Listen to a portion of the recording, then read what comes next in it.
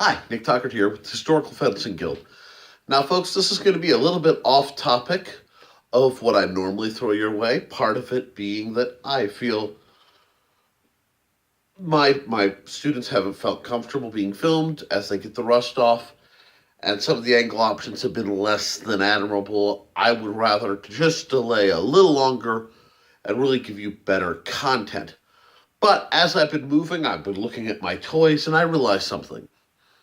So this will be a bit of off-topic rampancy. Ooh, that might be a new playlist. OTR, off-topic rampancy. Anyway, we're going to talk today about some options for your D&D character. And the reason I'm talking about D&D is people don't... I feel Western martial arts and D&D have a lot of crossover. It's very rare that I've met somebody who's interested in Western martial arts who hasn't done some role playing, and yet I bump into a lot of people who are role players who haven't, who are just starting on Western martial arts because, as I've always believed, and it's been a personal thing, I want to be able to do as much as humanly possible that my character does. Any of them. So I've tried to acquire a few we'll say skill sets. Many of them you see on this channel. But I want to talk today about equipment because I think people get a little confused on things. And I am an old school gamer. So there will always be a twinge of me that comes back from the new, easy to learn, old school D&D. Roughly Basic was a great system for me. I'm eyeballing evolving to 5th edition. I spent some time in 3.0, 3.5. The whole D20 universe was fun. But I don't want to go too far off topic. I want to talk about the equipment people can carry into dungeons or into their gaming setting and what it actually could look like in, as close to the real world as I can approximate from what I have handy. Now, the first thing I want to talk about is your primary weapon. So the first thing I'm going to do is grab what I would deem a nice D8 sword. This is a Talwar. It was given to me by Anthony Gregorich, who runs Adventure, a lovely t-shirt and graphic arts company out of Portage, Indiana. I'll see if I can get his link in... Oh, he doesn't really do interwebs. But if you're in Northwest Indiana, look up Adventure. I'll see what info I can get up for his stuff. But he actually gave this to me as part of a thank you for teaching my daughter to sword fight package. This is rather special to me in that it is weighted and balanced almost precisely like my old training crowbar. So this thing slashes with a level of authority that is borderline nightmarish. It is also a touch heavy. Now, if you were going, say, open world, yeah, you have no problem with this. But as soon as you take this or a beast longer indoors, you start to run into problems. So what do you go for? As an adventurer, I would rather have to be very comfortable with the weapons I carry than have to carry weapons that I know I'll end up leaving outside or having to mangle when we get indoors or that make city guards look uncomfortable at you, etc. So I'm a big fan of shorter swords. Short swords. This is a cutlass given to me by John Miner. This is a wonderful shorter weapon. Again, it's still what I consider a decent sword. It's the length of my arm. It has about a 26-inch blade. Might be shorter than that, actually. If you see me sparring, or you see Jim sparring with the shortened cutlasses that are modified by Purple Heart, they are exactly the length of this, and with the curve, it mimics the attack angles of this very nicely. I like my training weapons to match. But this is a good thing because this is going to allow you more machete-like applications. So as a player, I want you to think practically. First, see your weapons as tools. Now we're going to get into a section I want to go, but one more option. If we're more dexterous. Let's talk the bilbow. Bilbo, depending on who you talk to. This little mini rapier-like object is one of my happiest swords. I've done it in videos. I can't resist pulling it out. I have yet to find a trainer that comes close to feeling as nice as this little guy does. The closest I have is the Venetian, the Italian tactical side sword, but that's still much larger. For us small-handed folks, I'm still trying to track down something that will feel more like this. This is short. The shortest production practical rapier I've encountered is 30 inches, and the daggers all hover around 18 because of SCA requirements. They're all at that lovely 17.5 to 18. So this odd mid-range of 20 some odd inches is really just not taken up, and it's driving me nuts. I would love a light synthetic weapon. I hereby challenge every maker. Bud K, Night Watchman, let's see who else does synthetics. Obviously Purple Heart, South Coast Armory. I want to see somebody make a light, small bilbow. And then if it is something I can afford, I will gladly test, review, whatever. I want one of these. My characters, especially your rogues, love this because I can draw it in tight quarters. I don't have to worry about... This is short enough, I can pretty well draw it while being swallowed. Swallowed, you say? I've been a gamer a long time. I've played a lot of small characters. And that's part of the reason why this is a knife. And I want to talk something right here. This is a knife. Okay? It is a short-edged weapon. This is a tool first, a weapon second. Every single character should carry a knife. I'm looking at you old school clerics. Some of you younger pups don't know this, but back in the day, clerics were not allowed edged weapons. Based on the old, priests using warhammers so they don't draw Christian blood kind of stuff. You don't need to use a knife as a weapon. But you may need to cut rope. It used to drive me nuts. If you are a cleric and you don't have a knife, you're being stupid. If you're anybody and you don't have a knife, you're being stupid. I don't care what Jody says. She may be, flying around the blue box, but knives are brilliant. They're the most useful tool. I'm going to get off that horse before I get on it. But I want to talk something else. This is a knife. This is a knife. This is a modern... Sorry, this is obviously not the proper sheath for it, but I bought it on clearance for like a tenth the price it should have been. This is an Ontario, it's a knockoff of a K-bar, the Air Force Light K-bar, but this has been a workhorse. I can say without doubt or question, this knife literally saved my life once, so it's one of my all-time favorites. I will probably make a new sheath for it. If I do, I may make a video. If you're interested in seeing me make a sheath for this knife, comment below. And maybe I'll mention you if I do the video. Because the current sheath I have is one that was just laying around and does not match. And it's driving me nuts. But my point, knife. Knife. Neither of these I would consider. This one might get away with being 1d4. Dagger. This is a whole different animal. Now, this is part of a set that was given to me and my wife by an old friend named Sabrina Lito, actually. I remember the people who give me weapons. It's a match set. This one is my wife's. This one is mine. They live together. They party together. Life is good. These are daggers, okay? I have two of them in my hand because if you are a rogue, you should at least have two daggers. Now, we're going to talk about throwing them. And we're going to talk about throwing knives versus throwing daggers in a second. But I want you guys to keep these in mind. This is a much more effective tool. Yes, this is about the length of some of your chef's knives. This is going to do a lot more damage than something like this. This is a knife. Clearly, this is geared toward being a tool. Can it be used as a weapon?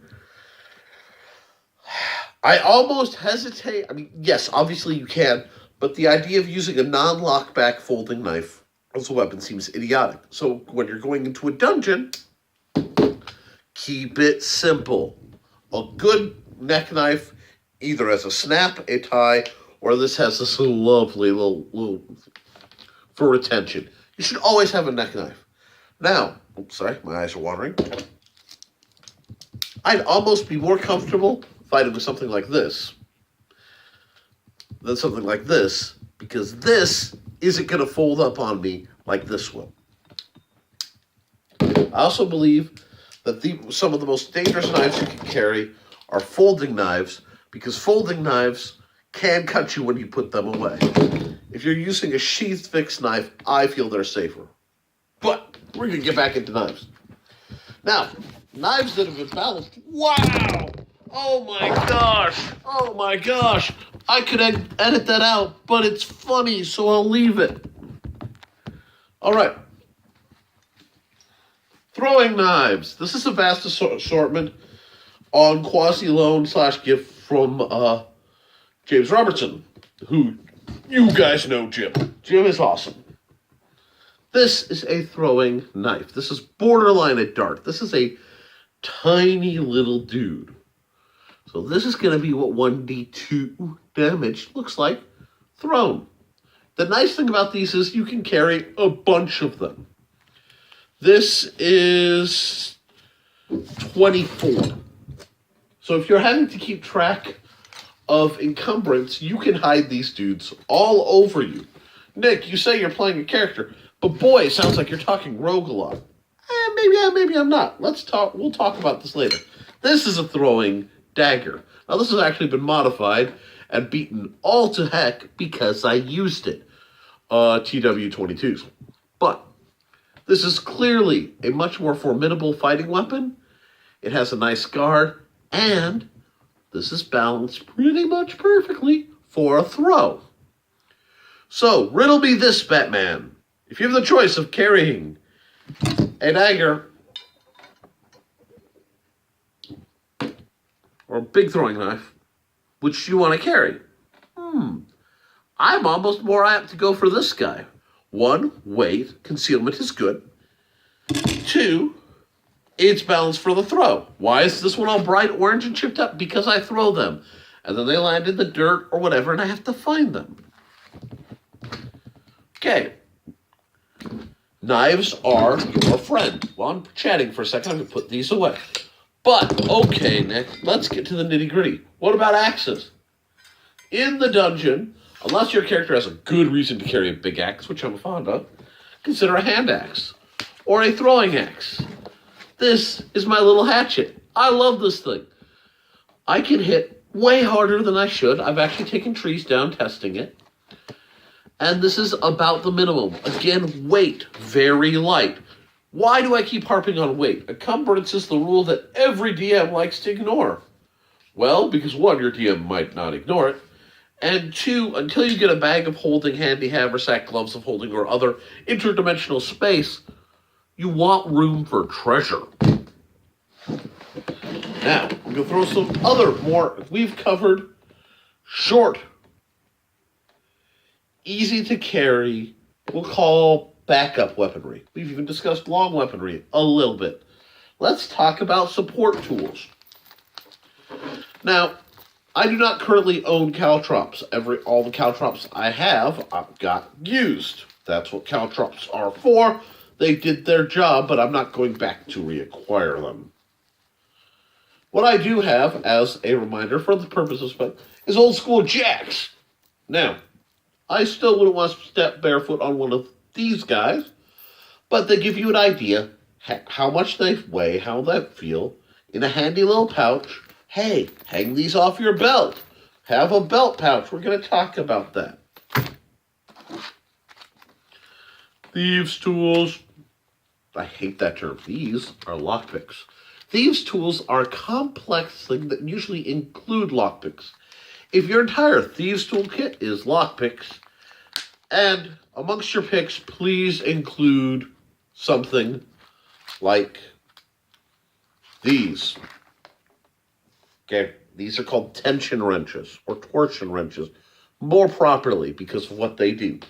You can't, contrary to popular belief, pick locks properly without having something in the other hand to keep the lock slightly bound up to trick the tumblers into place. Does it work?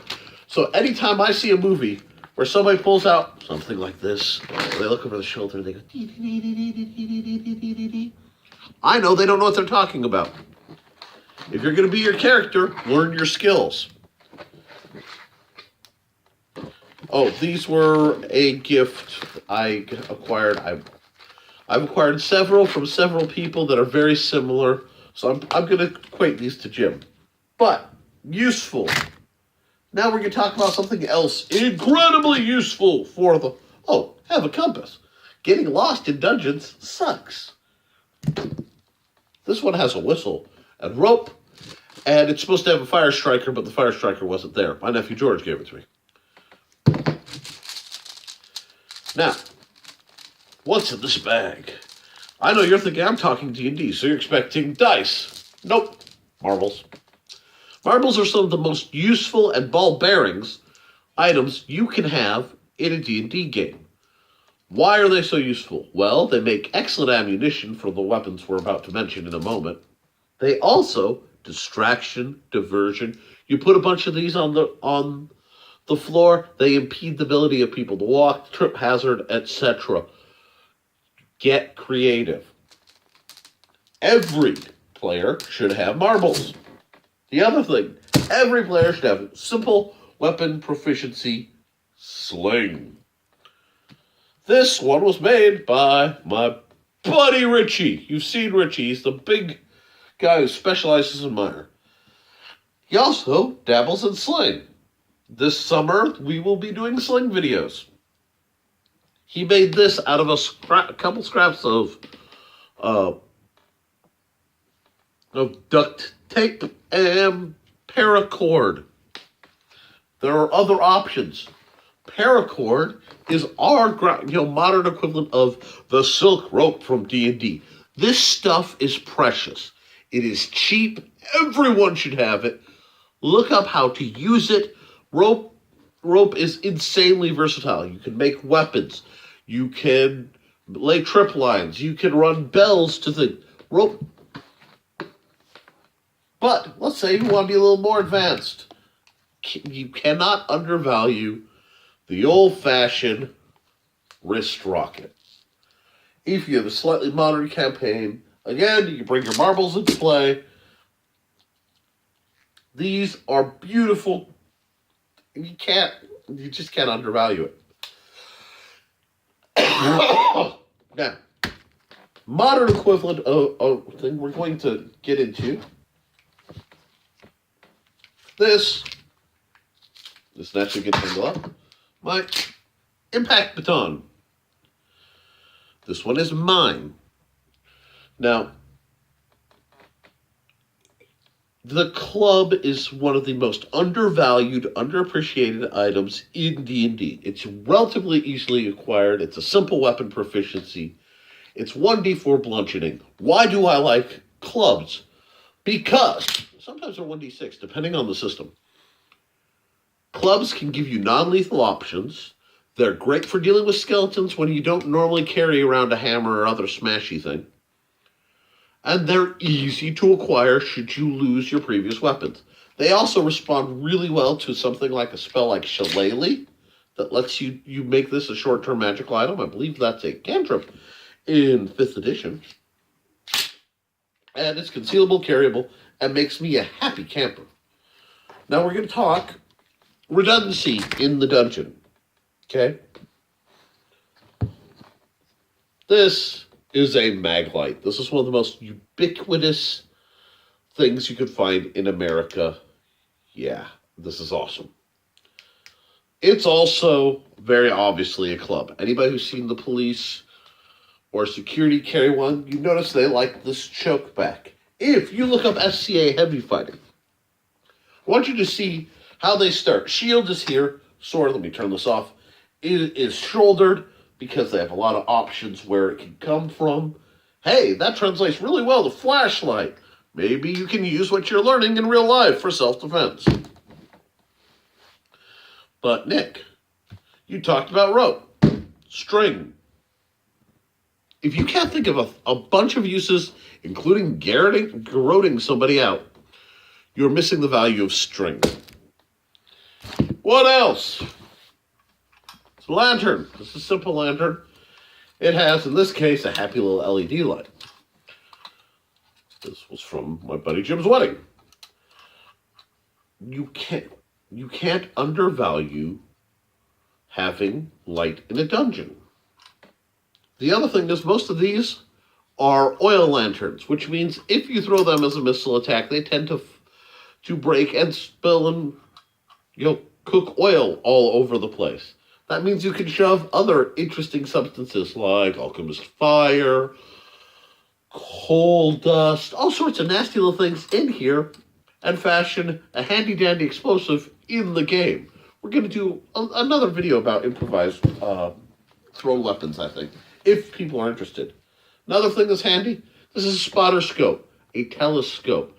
Being able to check things out at range, I can't begin to tell you how useful that is tactically. You should know this. Now I'm going to throw one off. Nick, you're a D&D player. You're a dungeon player. What else do you need? Consider one of these. What's in the box? What's in the box? What's in the box? Is it picks? Is it weaponry? Is it vials of acid and holy water? No, that's my travel bag. This is a grooming kit. A grooming kit? That sounds like sissy stuff. Well, here's the thing. Sometimes you leave the dungeon, the forest. You need to go somewhere where you look presentable. There's only so much a clean cantrip can do. Having a grooming kit can greatly affect how you are perceived, especially by upperclassmen. I'm going to throw one magical item. Techno-magical. It's malfunctioning right now, which is why I'm not doing a video on how to use them. This was my handy-dandy night vision binocular. It was a kid's version and only was good for about 20 feet in pitch black, but it's good for about 20 feet in pitch black. After many years, it sort of wore out, and the replacements are a little expensive. Tragic. My point being, okay, I've gone over the real-world equivalents of a lot of D&D items. Why? Because I want you guys to be prepared. And if you're gaming, maybe you can start to understand, hey, I now know how a sword works. I now know how a knife works. That should affect how your gaming happens. There's nothing wrong with adding a touch of realism. Now, all the stuff people are going to say, rogue? No. What if I told you you do not need to be a specialist to be equipped in a dungeon? I have this pet peeve. My pet peeve is you go in a dungeon, you're playing D&D with somebody who hasn't DM'd too much. And I'm sorry, this thing is a little off balance. Wow, this is a long video. Anyway. You go in a dungeon, and they aren't prepared. Oh, there's my nice lantern. If you go in a dungeon and you are a wizard, wizards are allowed to have knives. Wizards are allowed to have rope. Like, well, the thief should have it. Redundancy among party members is always a good idea. Heal potions, rope, light sources. At least all these. I would say a cutting implement should be everyone. And I've gone in dungeons where people are hanging off. I have to use, you got to burn a spell slot, burn a cantrip use to burn away a rope that you could have cut because you didn't carry a knife because you're a wizard and didn't think you need one. If you like this video and you want me to do more like it, let's, comment, okay? If not, comment anyway. If this isn't your cup of tea, let me know. We're going to talk about strategies, use items later if we want to, if people show interest. This is a great way to pass the time until we get through this lovely revisitation of winter. So if you like what I'm doing, like, share, subscribe. If not, that's okay too. Let me know so I can try to give you what you want. Whatever happens, support your local swordmaster.